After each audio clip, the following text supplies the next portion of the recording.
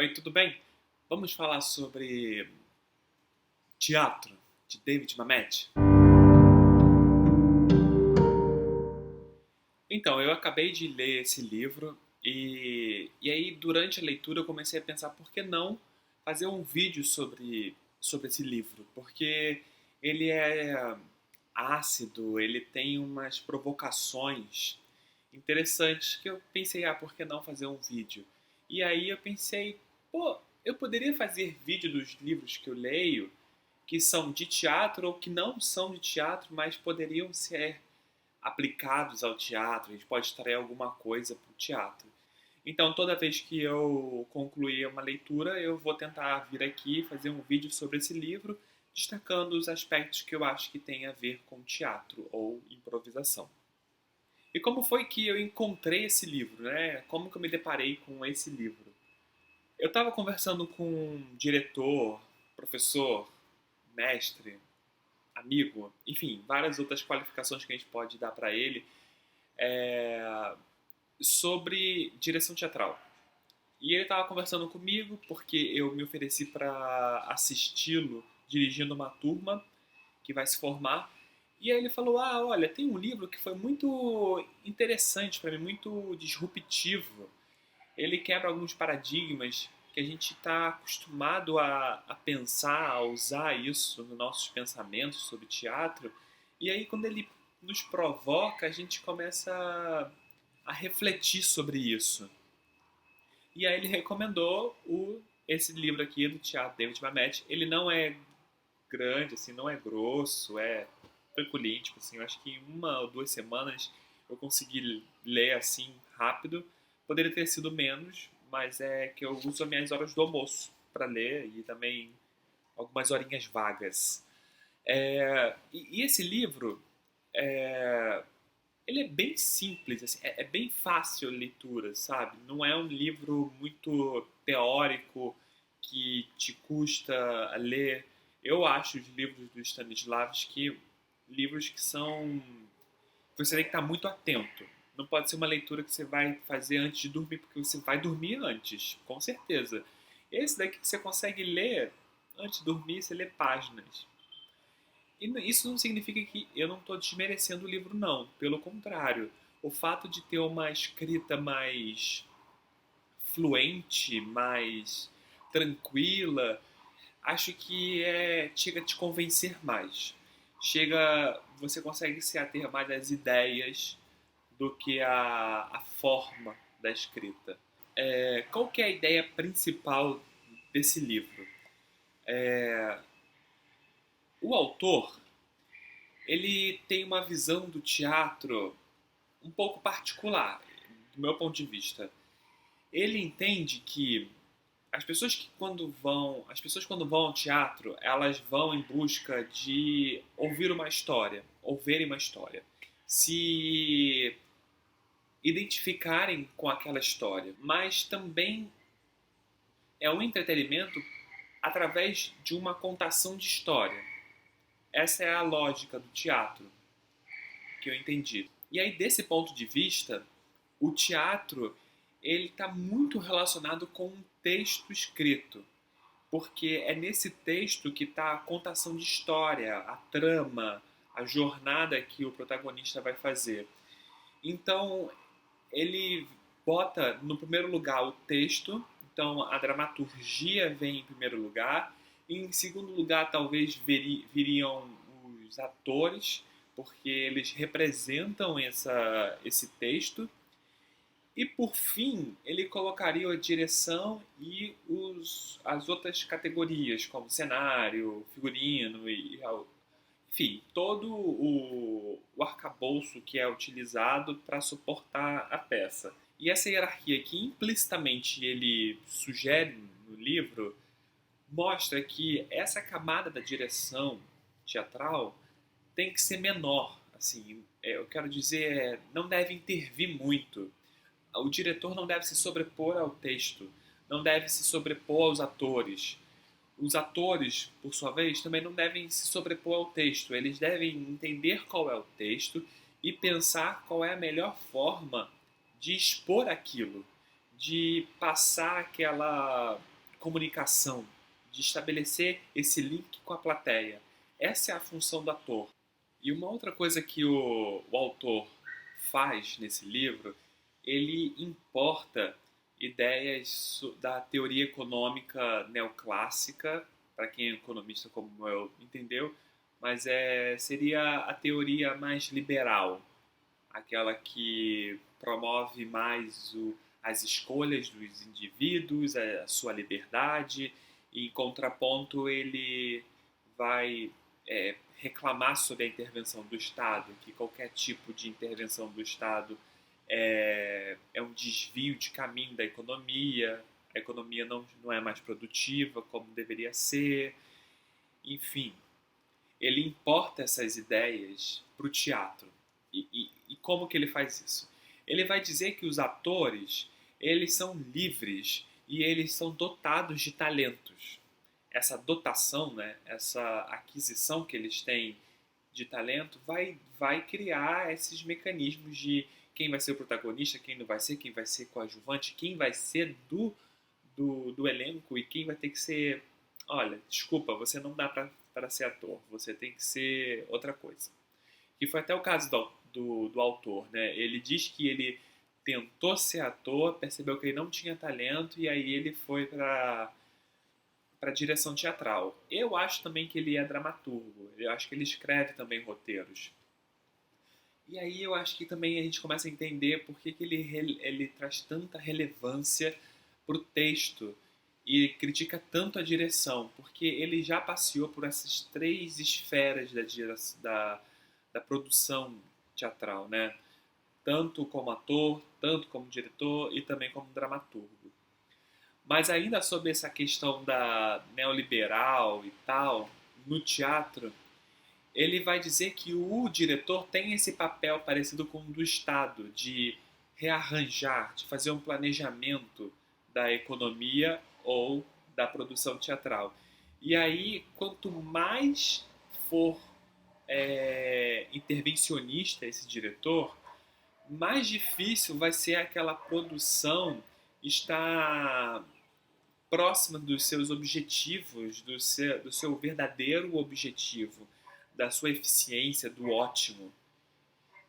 Então, ele entende que o papel do diretor tem que ser menor, tem que ter uma função de organizar os atores, mais como um facilitador, como perceber que eles não estão falando alto, não estão falando as últimas consoantes das suas palavras. Geralmente, quando a gente começa a falar a frase, no final a gente abaixa e aí perde o sentido a plateia não consegue capturar a última palavra e aí isso cria um ruído de comunicação.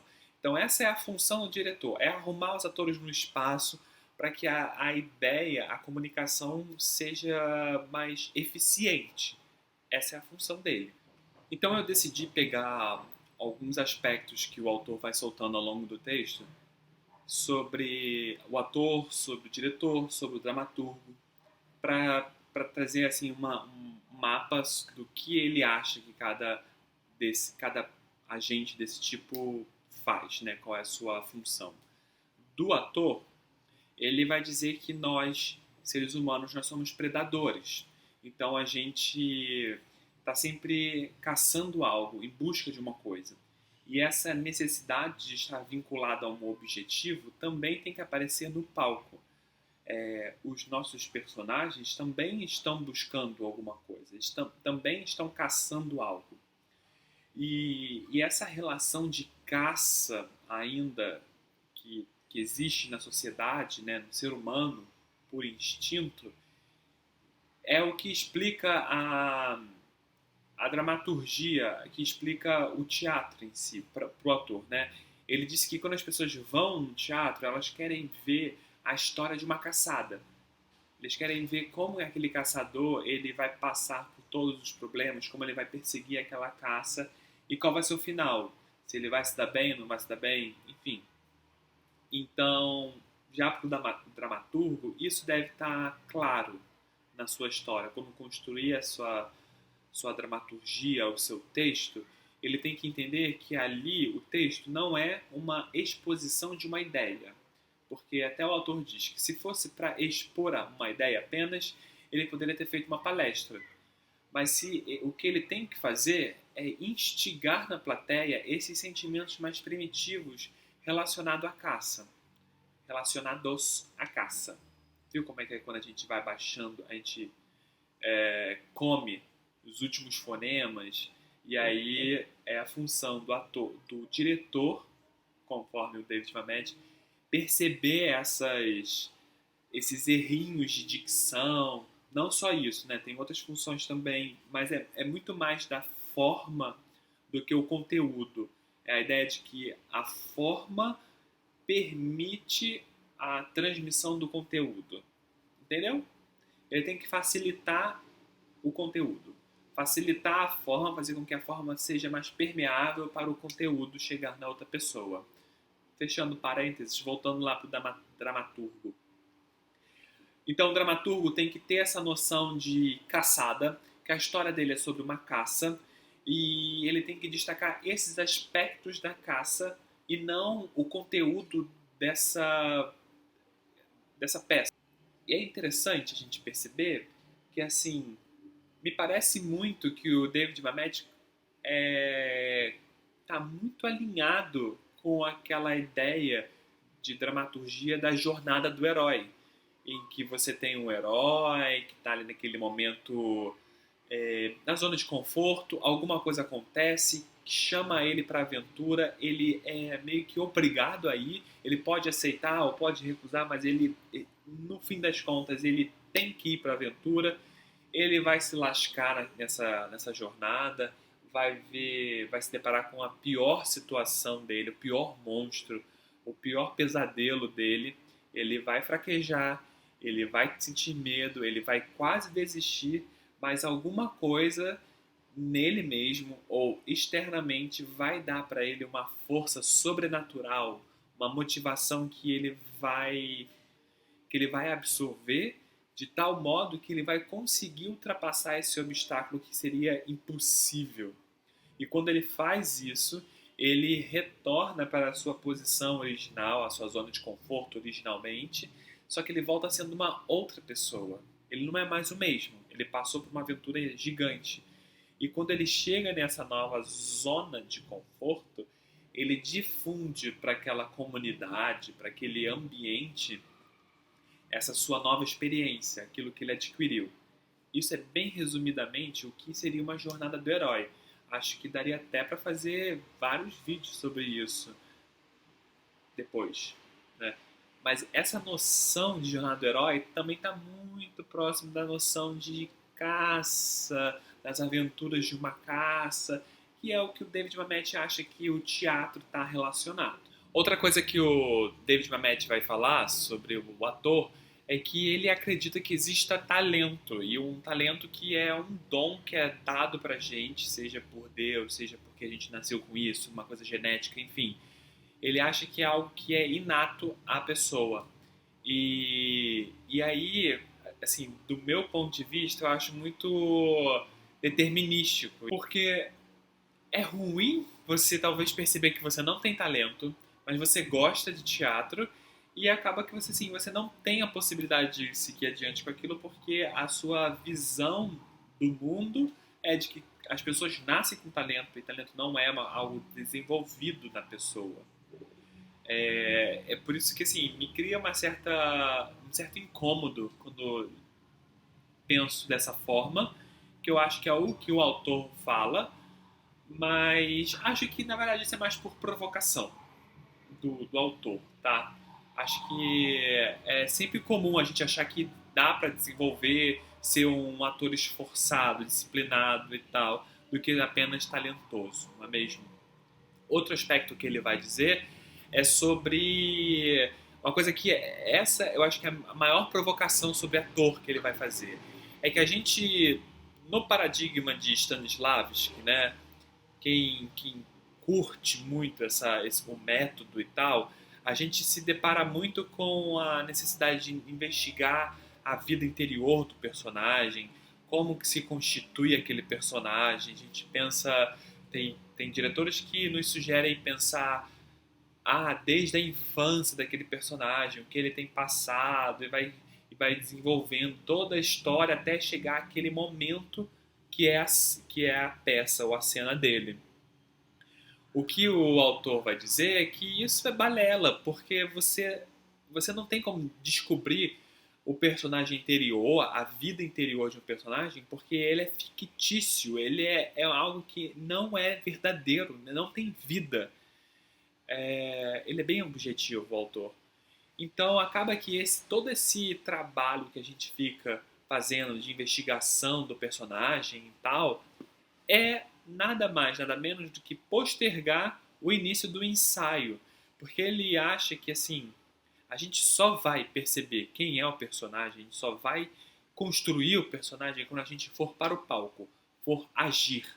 E não, esse momento de intelecto, ficar investigando ou tentando dar a sua contribuição para o texto, não funciona. Até porque, como eu disse no início do vídeo, ele acha que quanto menos intervenção sobre a dramaturgia, sobre o texto, melhor. Então o ator deveria pegar esse texto, entendê-lo e fazê-lo. É isso. É isso que é esse o papel do ator. E quando a gente começa a desenvolver essa investigação interna do personagem, a gente também tem um efeito negativo sobre a gente, que é quando a gente reproduz ele no palco, a gente sempre vai achar que a gente está aquém do que o personagem que a gente construiu merece. Por quê? Porque a gente cria uma complexidade imensa num personagem, mas muito no campo das ideias. E essa complexidade a gente não consegue trazer para o palco. Ou se a gente consegue trazer, nós de dentro não conseguimos avaliar que a gente alcançou aquele nível. A gente sempre está errado, sempre está com uma culpa de não ter alcançado aquele máximo e tal. E nessa linha de alcançar o máximo, é comum a gente pensar na questão da emoção, né? Stanislavski tem a primeira fase, como dizem, tem esse apelo pelas emoções, pela memória emotiva. E o que o autor vai dizer é que a plateia está se lixando para o que você está sentindo. Porque a plateia, como consumidor, ela também está se lixando para o que o médico está sentindo na hora que ela vai ser consultada para saber qual doença que ela tem. Ela está se lixando se o borracheiro está sentindo alguma coisa. Ela quer que o carro esteja correto. E essa mesma lógica de consumo, ele também traz para o teatro. A plateia não quer saber se o ator está sentindo dor, se ele está pensando no cachorro que morreu ou algo desse tipo. Ele quer ver ações.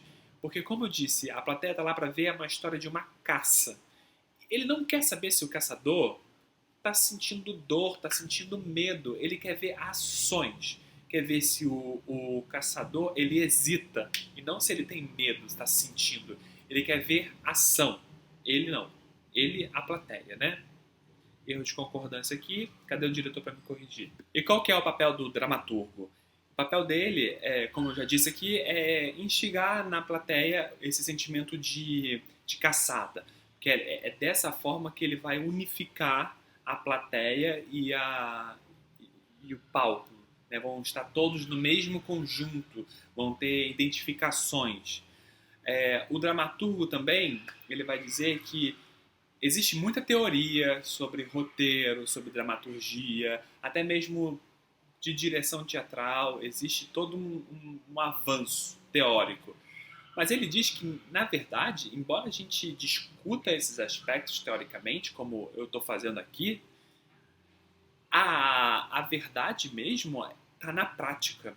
Somente na prática que a gente verifica o que dá certo e o que não dá certo. Então ele sugere, ele diz ter casos no fundo da casa de alguém que ele conhecia ou da casa dele, já não me lembro. Eles produziam peças de fundo de quintal, vamos chamar assim, e era lá que eles começavam a observar o que dá certo na direção, o que não dá certo, o que dá certo como texto, o que não dá. Então é essa relação com o público que vai te dizer o que é certo e o que é errado. Sendo que eu acho que a gente tem que relativizar o que é certo e errado. Talvez assim, o que mais agradou e o que menos agradou, né? Acho que essa é a melhor forma de entender o que é ser, porque não acho que em arte não existe certo e errado. Porque se a gente começar a considerar isso, a gente começa a travar a nossa espontaneidade, que é uma chave para a criatividade. E por que isso? Como eu disse no vídeo sobre espontaneidade, quando a gente começa a achar que existe certo e errado, a gente começa a racionalizar as coisas. Racionalizar não, raciocinar sobre as coisas. A gente começa a tentar achar o certo nas nossas decisões. E nem sempre existe o certo, não é mesmo? Sobre o diretor, eu já antecipei muito qual é o papel do diretor, mas ele tem um papel que é assim de suporte ao ator. Essa é a fundamentação do diretor. Ele tem que terminar o ensaio e tem que perceber que a galera saiu feliz, saiu assim motivada, animada, divertida, assim se divertiu com o ambiente, com o ensaio. Aqueles ensaios em que os atores saem esgotados ou saem sempre com o sentimento de eu podia ter feito melhor, é um ensaio ruim. Significa que você, você forçou muito os seus atores, porque, como ele disse, o principal é o texto. Então, o que os atores têm que fazer é pegar o texto e produzir eles e falar. E os atores conseguem fazer isso sozinhos. Ele dá esse exemplo. Ele diz que se você der um texto para os atores, falar assim, olha, decora esse texto rapidinho, vamos fazer uma cena que a gente não tem tempo, eles vão conseguir se dirigir, vão se colocar ali no palco, no ambiente, vão conseguir pronunciar, eles têm um entendimento. A ideia é que assim, os atores não são burros. Não há necessidade intelectual do diretor para ele explicar a peça para os atores. Isso não há necessidade, não é esse o papel do diretor. O papel do diretor é tornar o ambiente agradável, é tornar também compreensível o que os atores estão falando, a postura deles, fazer um mapa de onde eles têm que ficar. É o mise-en-scène, que seria a função do diretor. E aí, dada toda essa percepção que eu tive do livro, o que eu espero de identificar nesse livro com essa minha relação com o meu diretor ou com o meu professor, da direção que ele vai fazer com essa nova turma que vai se formar. Se ele me sugeriu esse livro, eu entendo que ele vai usar coisas desse livro, a filosofia desse livro nessa turma. E aí eu acho que vai ser uma direção muito próxima, como ele já vinha praticando, porque ele era meu professor de improvisação, ele também já dirigia nossos espetáculos de improvisação, e ele sempre foi muito favorável à nossa autonomia na criação das cenas. Até porque isso para mim era uma coisa um pouco óbvia, porque é improvisação. Não tem como ele dirigir muito a cena, porque ela está acontecendo naquele momento, ele não está no palco, não é mesmo? Não tem ensaio. Mas eu acho que vai ser. Eu espero, essa é a minha expectativa. E eu quero começar a criar um diário de vir falando assim o que eu estou observando nessa direção da turma, esse novo papel que eu estou vislumbrando, assim, que eu estou, na verdade, contemplando. Eu não vou ser diretor, eu não pretendo ser diretor, eu vou estar só como ouvinte, vendo uma direção de uma pessoa que tem como um background, né, tem um arcabouço teórico muito mais associado à improvisação, à teoria da improvisação, do que de teatro propriamente dito. Ele também é ator, né? Ele também tem a sua bagagem teatral, mas é que para mim eu quero verificar isso. O que ele vai conseguir importar da improvisação para um teatro propriamente dito, de texto decorado. E eu acho que esse texto já deu sinais como autonomia para os atores, essa criação de um espaço que incentive a criatividade dos atores, que não seja de censura, de obrigação, não tem essa necessidade de ter uma superioridade intelectual do diretor. Acho que também vai ter uma busca por ações, por desenvolver as ações que sejam mais coerentes com a cena do que necessariamente a busca por estados emocionais. Outra coisa, eu acho que vai ter menos trabalho de mesa, aquela discussão sobre a peça, a não ser que a peça seja difícil assim de compreensão e aí exija uma necessidade de você convergir as percepções das pessoas, mas eu acho que vai ter menos trabalho de mesa e mais palco. Vamos lá ensaiar, vamos lá fazer o que a gente entendeu. Acho que vai conversar mais com a fase 2 do Stanislavski, da análise ativa, do método das ações físicas. Vamos para as ações e menos desenvolver, investigar o interior de cada personagem. Bem, é isso. Eu gostei do livro. Ele é bastante provocativo. É, eu acho que ele é ácido. Eu acho que ele é provocativo para mesmo a gente refletir sobre o assunto. Eu acho que ele não é tão, eu acredito, né, que ele seja tão radical assim na sua filosofia de dramaturgia ou de direção mesmo. Mas eu não conheço, não posso dizer nada. Mas eu acho que é um livro legal, é um livro bom, é um livro fácil de ler, é um livro interessante, é um livro provocativo. E é isso. Conforme eu for lendo outros livros, eu venho aqui e conforme eu for observando a direção dessa nova turma, eu também vou vindo fazer diários sobre direção, ou do que eu estou vendo na direção desse professor de improvisação. Então é isso, merda pra nós.